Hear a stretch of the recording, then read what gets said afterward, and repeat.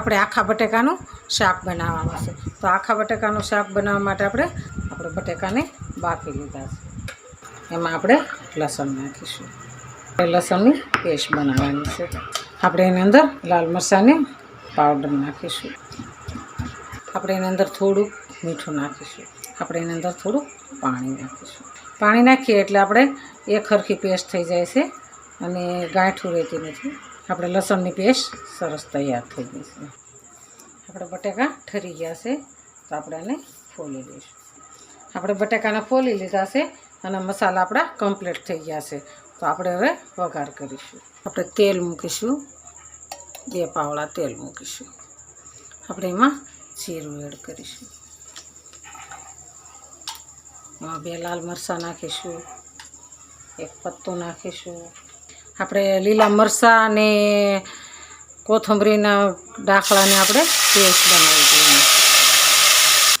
આપણે એને થોડી વાર સાતરવા દેવાની છે। આપણે હવે આ ડુંગળીની પેસ્ટ બનાવી હતી એ એડ કરીશું। આપણે એને થોડી વાર સાતરવા દેવાની છે। આપણે અંદર થોડીક હળદર એડ કરીશું। આપણે હવે ટમેટાની પેસ્ટ બનાવી છે, ટમેટાની પેસ્ટ એડ કરીશું। આપણે 1 મિનિટ ઢાંકી દઈશું। આપણે એની અંદર મીઠું એડ કરીશું। આપણે લાલ મરચાંની પેસ્ટ બનાવી છે એ પેસ્ટ આપણે લસણ મરચાંની પેસ્ટ બનાવી છે આપણે એડ કરીશું। આપણે એની અંદર પાણી એડ કરીશું। અડધી ચમચી આપણે ધાણા જીરું એડ કરીશું।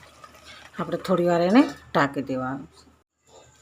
આપણે આ બટેકા લીધા છે તો એની અંદર આપણે મસાલા એડ કરવાના છે।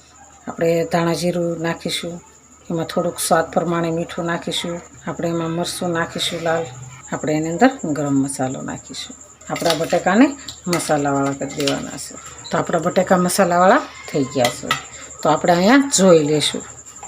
આપણો મસાલો કમ્પ્લીટ તૈયાર થઈ ગયો છે। તો આપણે એની અંદર થોડુંક પાણી એડ કરીશું। થોડુંક અમથું પાણી એડ કરવાનું છે અને આપણે એને મિક્સ કરી દેવાનું છે। એમાં આપણે આ મસાલાવાળા બટેકા એડ કરવાના છે। આપણે ડીશને ધોઈને થોડુંક એડ કરી દઈશું। આપણું બટેકાનું શાક સરસ તૈયાર। તો જો હાલો ખાવા। આ મારો વિડીયો ગમે તો લાઈક, શેર અને સબસ્ક્રાઈબ કરી દેજો। રાધે રાધે।